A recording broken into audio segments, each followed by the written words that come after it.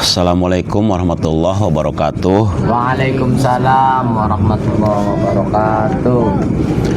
Alhamdulillah tadi dzikir nafas selama 30 menit ya sudah selesai.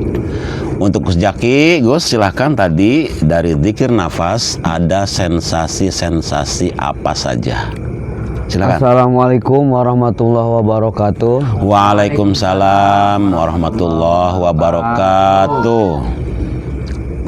Alhamdulillah sensasi dzikir nafas saat ini, Guru. Ya. Ketika saya masuk fokus dan di situ saya berjalan menelusuri lorong-lorong tapi berwarna-warni, Guru, lorongnya. Masuk ke dalam lorong dan lorongnya berwarna-warni. Berwarna-warni gitu. kayak pelangi. Kamu masuk ke dalamnya terus berjalan.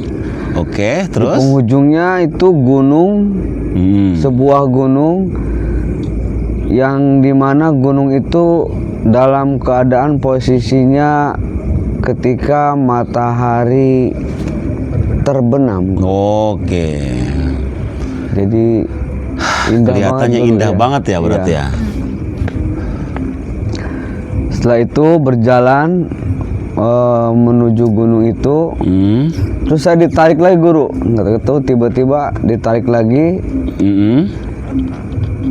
Di situ saya ditariknya ke sebuah pohon. Di sana ada pohon, dan di sana ada seseorang yang memakai jubah tapi warna hitam.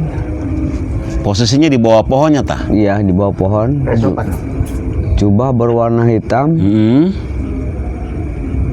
Ini ya baru pertama kali, Guru, saya bertemu Selama dengan kamu dzikir nafas, Ya. baru ketemu dengan beliau ya, pertama kalinya, oke?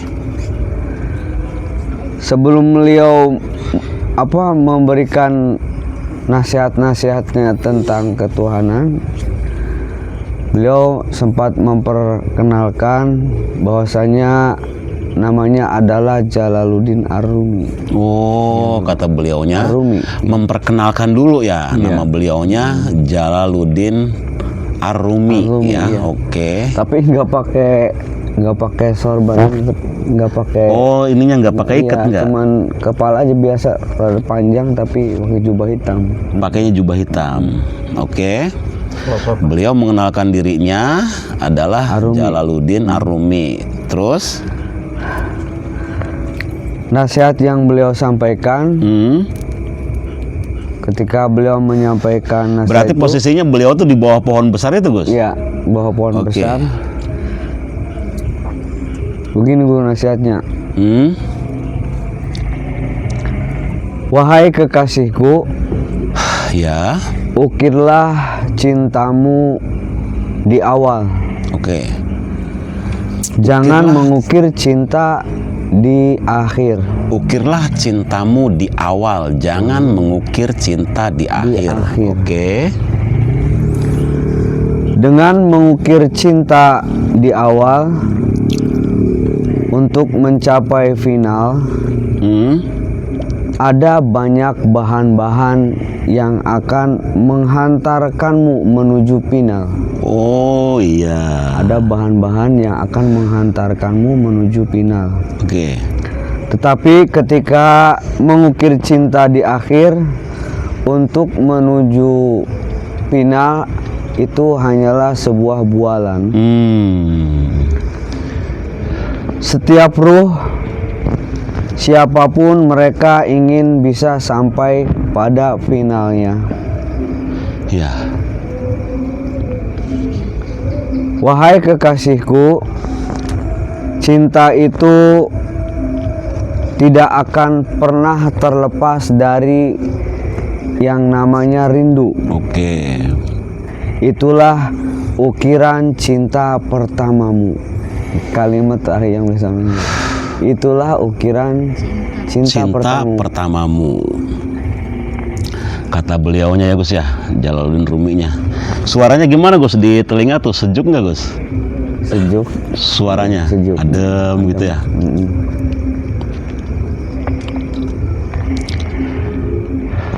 Udah. Sampai itu.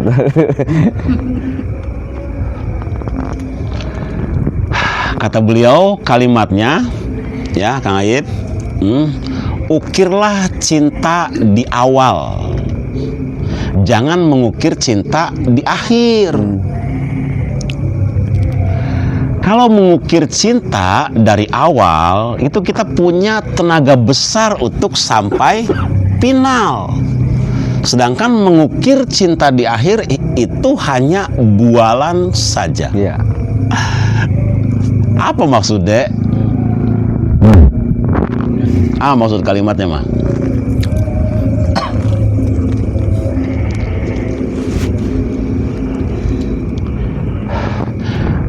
Mengukir cinta di awal ku Kang Wardi maksudnya sih sengawit betul sengkang rahim ke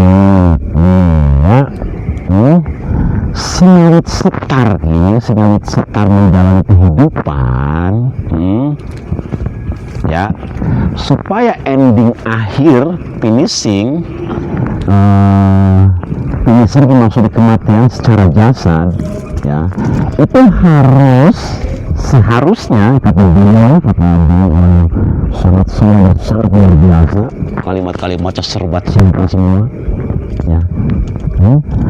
Mengukir dulu cinta kepada Allah itu, dimasukkan dulu ke kalbu, baru menjalani kehidupan setar awal. Cinta dulu deh, masuk. Nah, ketika energi cinta itu sudah masuk, ya, baru menjalani kehidupannya dengan penuh cinta. Dah, dari kalimat awal kita tarik aja dulu ke kalimat akhir. Untuk bisa timbul di dalam hati ini rasa cinta kepada Allah, berarti harus ada kerinduan. Iya. Iya kan? Ada kerinduan. Kerinduan itu dari mana datangnya? Dari semuanya merasa diberi oleh Allah. Siapa yang ngasih air? Siapa yang ngasih udara? Allah. Siapa yang ngasih api? Ya, siapa yang ngasih tanah dan menumbuhkan siapapun, menumbuhkan tumbuhan apapun?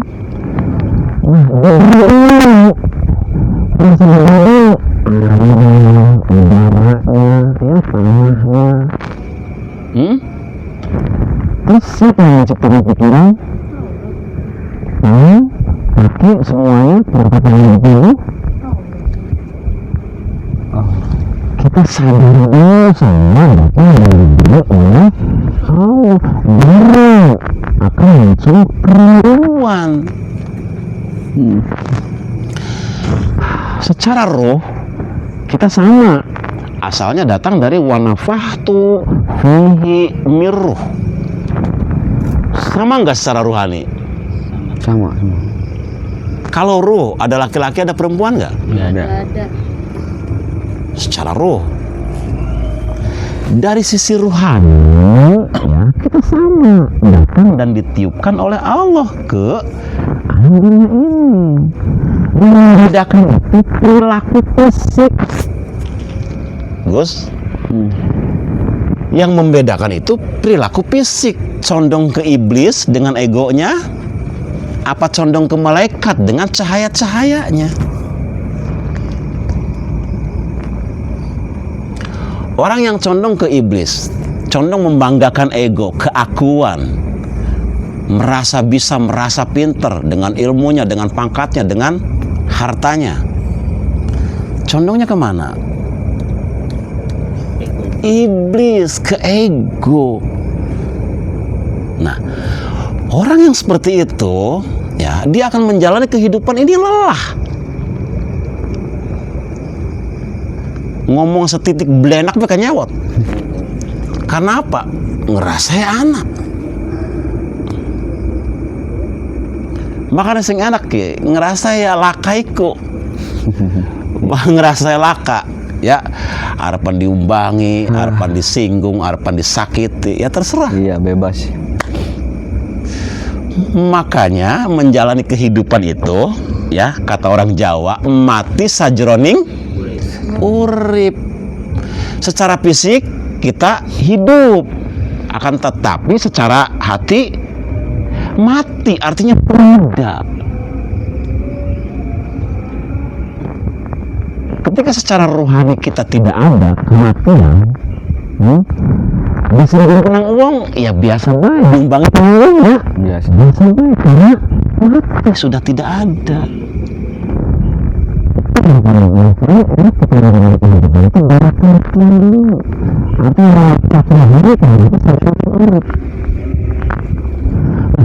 Kalau orang sudah masuk ke dalam itu sadar urut,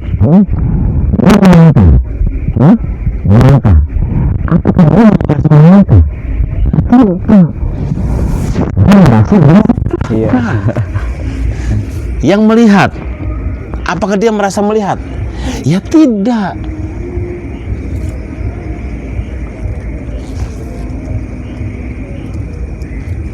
Ya kan?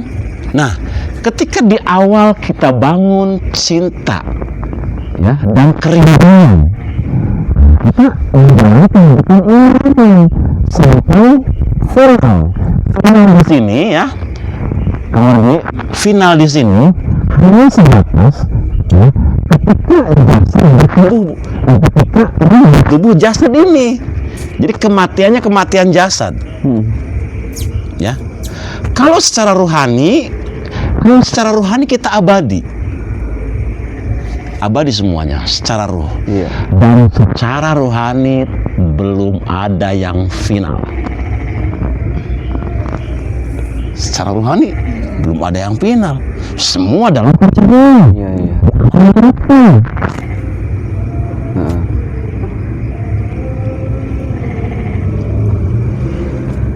Abadi kan? Ketika ini sudah tanpa dasar, ya, itu dengan tugas barunya. Dan terus pencarian tanpa batas. Karena bukan hanya alam dunia saja yang diciptakan oleh Allah. Nah, maksudnya final ini secara fisik. Kalau kamu dari kecil sudah membawa cinta kepada Allah, ya, menurut Jalaluddin Rumi ya, orang soleh, dengan di jalannya, dengan merasa rindu, semua diberi, ya, istri yang cantik diberi, harta yang berlimpah diberi, dan ya, yang tidak kita inginkan pun semua datang dan diberi oleh Allah. Sama juga. Yang tidak kita inginkan, Gus Jaki, ya, umpamanya yang tidak inginkan, tapi terjadi pada diri kita, ya, itu sudah takdir dari Tuhan, bukan? Sudah takdir dari Tuhan. Akan tetapi kalau keinginannya negatif, artinya selalu membela ego, gitu kan, bangga dengan hartanya, dengan ilmunya, itu datangnya, ya, ego kita itu tersambung dengan iblis tadi. Iblis pengen konfirmasi. Jadi maksiat dari mana datangnya? Dari Tuhan juga melalui konfirmasi iblis. Saat maksiat datang dari Tuhan, kalau ketaatan, ya kita sudah setuju datangnya dari Allah melalui malaikat. Tapi kalau kemaksiatan datang dari Tuhan,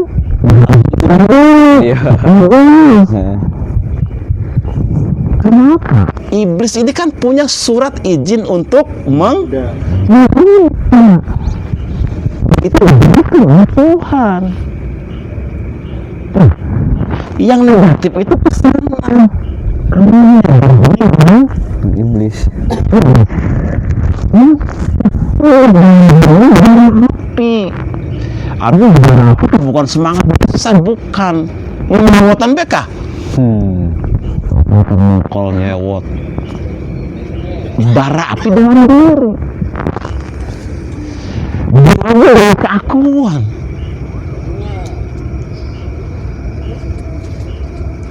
Ketika dialog dengan keakuan, Nanti yang kedua apa? Perbuatan negatif.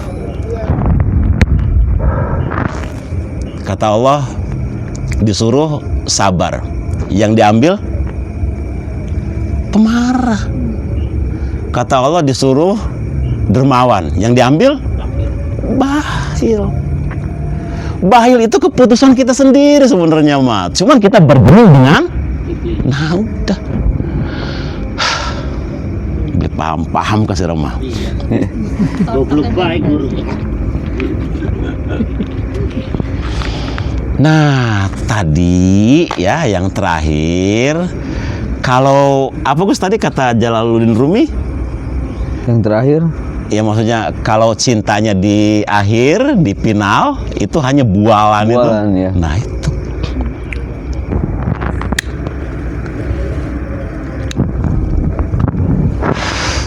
Nah, kalau menata cintanya di akhir itu hanya bualan. Bualanku apa sih maksud bualanku? Ya wong wis tua kah? Wis tua, wis 60, 70. Ya, belajaran cinta. Ya kan keder. Ya artinya waktunya tuh begitu.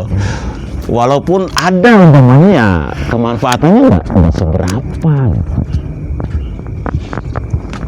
Artinya di sini kata beliau jalan ini ya yuk dari setar awal kita menjalani kehidupan ya kita bungkus cinta di dalam hati kita karena kita juga diciptakan oleh Allah itu ya atas dasar cinta Allah kepada Muhammad maka akan jadikan alam semesta. Jadi kita belajar di sini atas dasar apa? Atas dasar cinta. Atas dasar cintanya Allah kepada semua hambanya. Oke? Iya. Dan yang kedua, silakan Kang Wardi. Dari zikir nafas tadi, Kang Wardi, silakan diurai dari awal sampai akhir, silakan.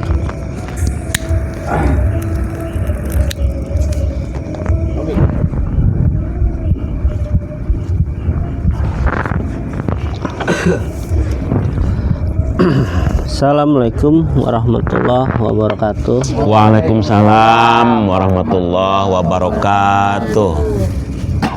Tadi setelah melaksanakan zikir napas, saya mendapatkan sensasi di alam bawah sadar guru. Diketemukan di satu pesawahan guru. Ada bangunan dan di pesawahan yang masih baru ditandur kalau bahasa. Masih kecil ya? Iya masih. Nah di tengah-tengah sawah itu dekat bangunan tersebut ada orang duduk. Awalnya saya lihat dari samping, terus saya putarin ke depan. Ternyata beliau itu lagi itu apa zikir napas guru. Lagi meditasi. Zikir napas ya? Iya. Nah setelah saya mutar beliau itu, beliau berdiri guru. Zikir napas tadi. Cuman beliau tidak menyebutkan nama. Nah, hanya saya lihat dengan cara berpakaiannya itu semua berhiaskan emas guru. Beliau ya, bajunya itu ada seperti perisainya juga guru di baju. Iya. Kayak baju tempur kayak gitu. Tapi jadi emas dari emas gitu. Jadi kayak ada perisai gitu ya. Iya, Oke.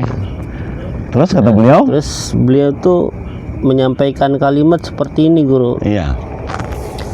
Kalimatnya, kematian yang berharga adalah di saat kematiannya sudah ada yang menunggu.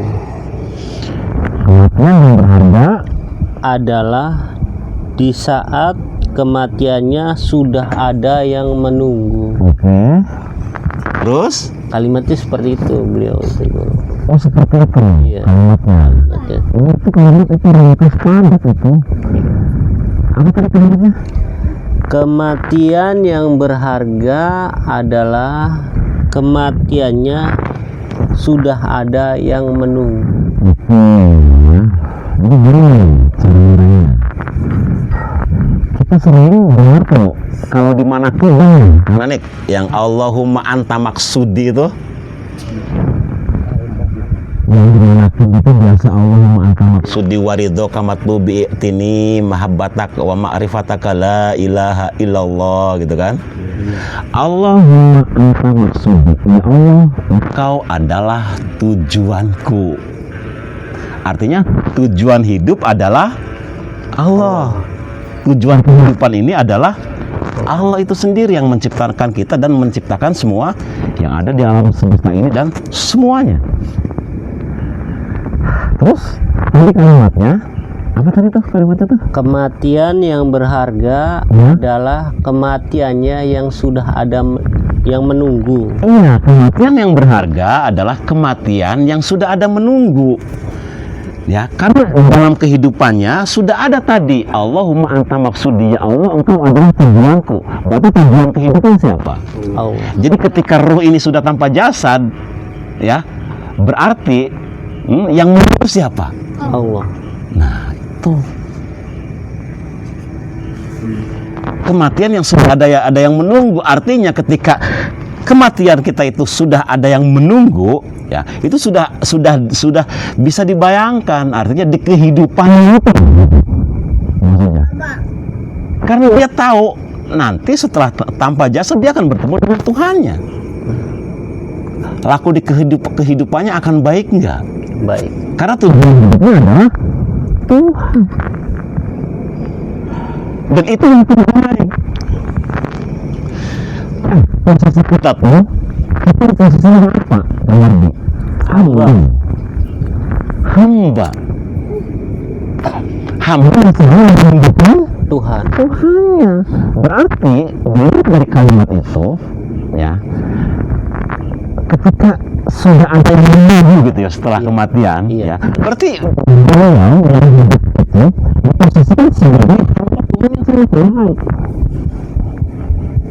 Sebenarnya pada Gusti Allah baik. Ketika ning dunia kita akan berkata ya Allah engkau adalah yang menciptaku.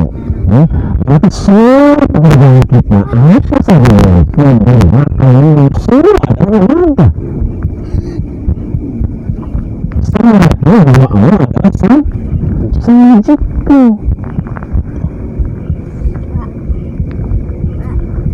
Maka saya merasa yang begitu saya mengatakan Bapak ini untuk diri sendiri.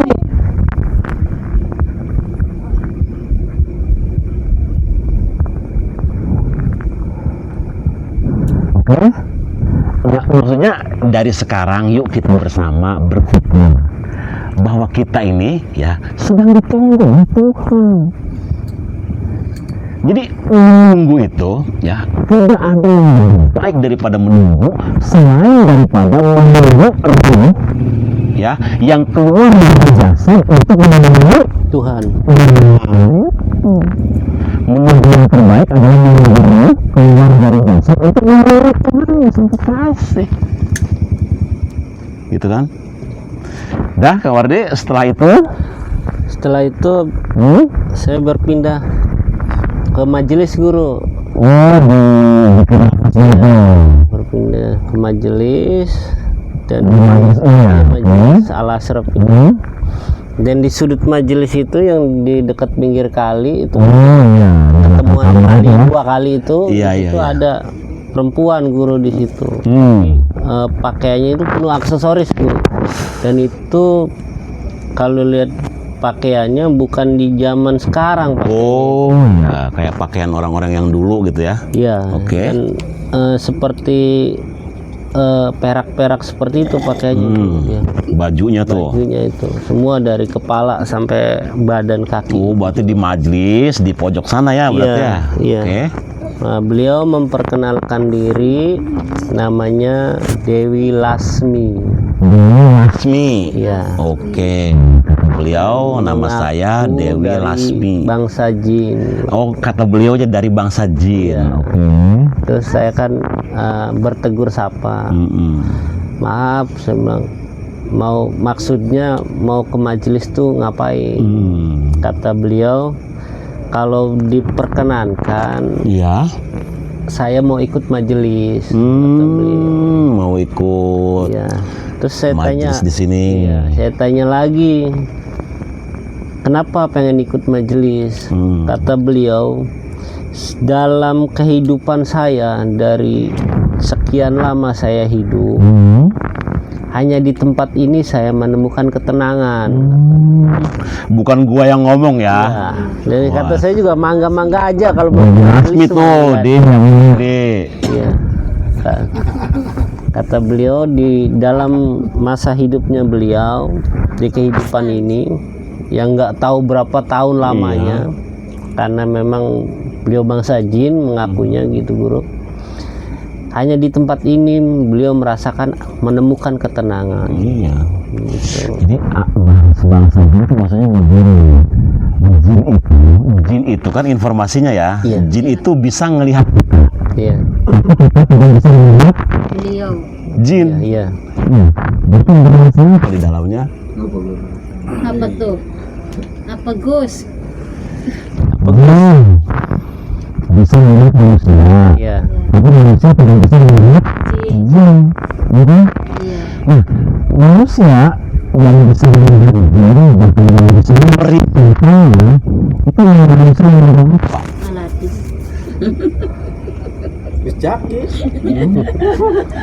Masih yang soleh. Kayak Gus Jaki.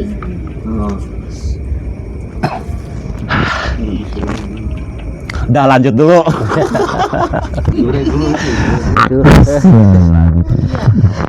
Lanjut. Nah, setelah itu saya disuruh lihat sumur, guru. Oh, setelah dari sini dibawa gitu maksudnya. Diperlihatkan ada sebuah sumur dan sumur itu dalam tapi nggak ada airnya, guru. Dalam, masuk dalam, nggak ada airnya. Iya, saya disuruh masuk ke dalam tuh sampai ke bawah ke dasarnya. Dan di dasar sumur itu saya menemukan benteng, guru. Benteng dari batu megah di situ. Oh, di dalamnya. Iya, di dalam. Oke. Nah, beliau mengatakan Enggak, maksudnya bentengnya berbentuk apa maksudnya?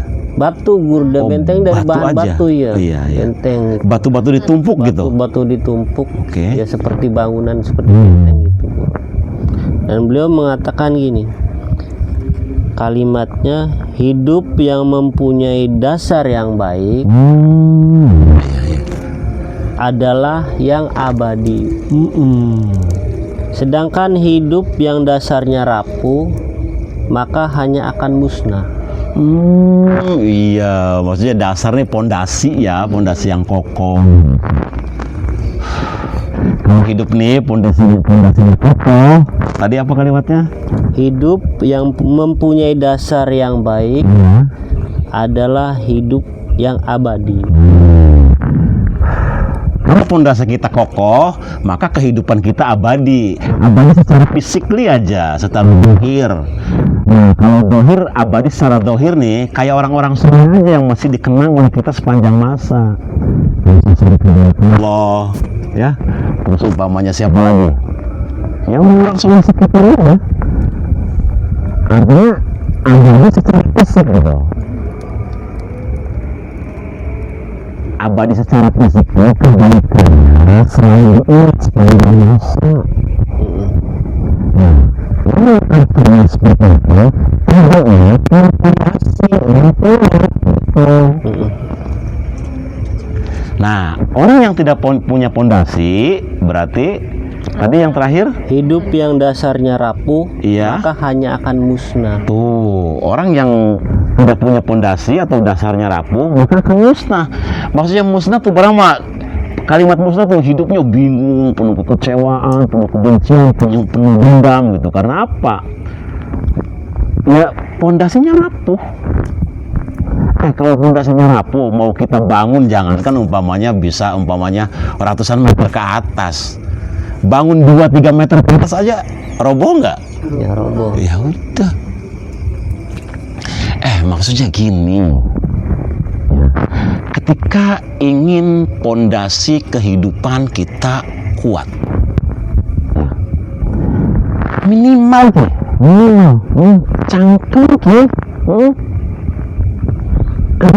lebih dikit dikir ngundang-undang pangeran kah?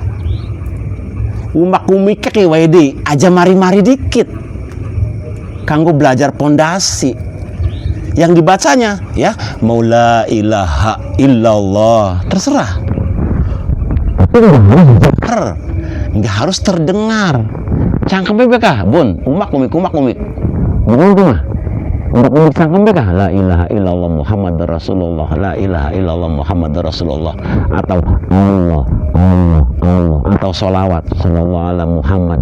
Cangkem minimal cangkem ya aja meneng bakat cangkem ake dikira ake umak umik ke ya saya dari tahun ini sih orang mundun mengesor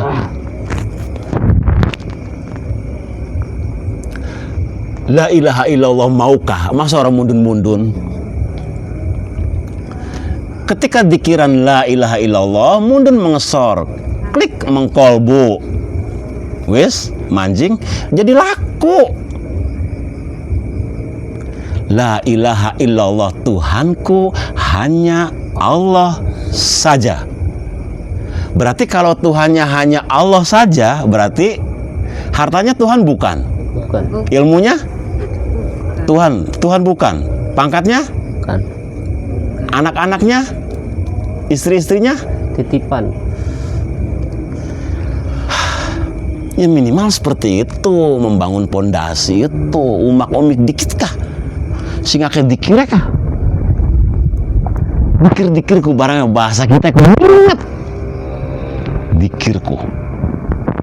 Ingat siapa? Ya ingat pangeran, ingat sing gawe. Ya untuk bikin pondasi ya minimal kita ayo dikir gitu. Nanti dari zikir ini nanti lama-lama kan di dalam kan ada namanya Nur Muhammad. Tersentuh, klik Nur Muhammadnya. Setelah Nur Muhammadnya tersentuh, apa maksudnya? Melakukan perbuatan-perbuatan yang terpuji. Muhammad itu adalah laku-laku yang terpuji. Laku-laku yang terpuji itu dari mana datangnya? Dari Nur Muhammad ini. Ketika dalam kolbu kita ya sudah ada Nur Muhammad ya, maka si ini akan melakukan pekerjaan yang terpuji itu.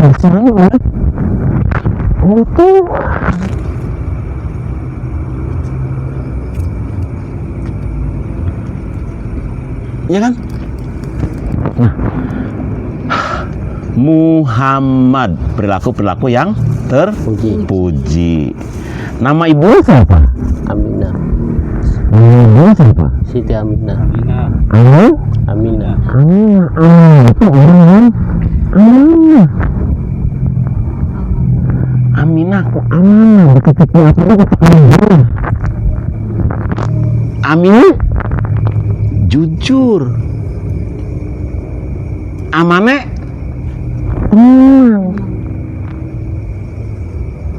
Aminah itu di dalamnya amanah, jujur dan tenang. Aran bapaknya siapa? Abdullah. Apa artinya Abdullah? Hamba Tuhan. hamba Allah. Hambanya Allah, sampai ada hambanya Allah. Jadi orang-orang yang melakukan seperti itu merasa selalu menjadi hamba Allah.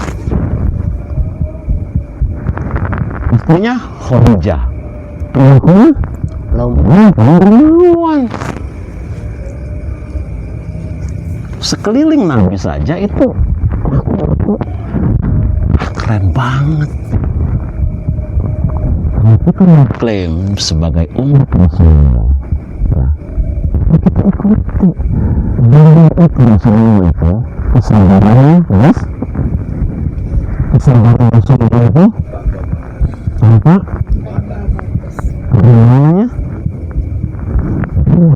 berlawan, sabar, saporete.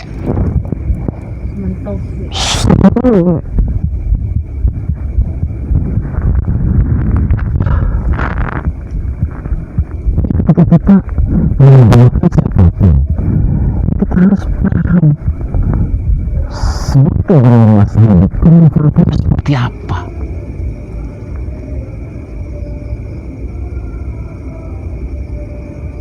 Iya kan?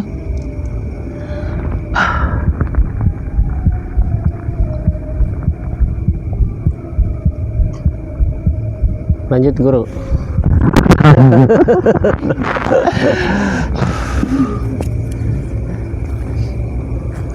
Iya kan begitu. Jadi ketika kita mengidolakan siapapun, ya kita harus tahu kebaikan-kebaikan apa saja yang dilakukan. Setelah tahu, akan menjadi perilaku gitu. Dah, untuk pertemuan kali ini cukup sekian saja dulu. Semoga ada manfaatnya. Wabillahi taufik wal hidayah. Wassalamualaikum warahmatullahi wabarakatuh. Waalaikumsalam warahmatullahi wabarakatuh.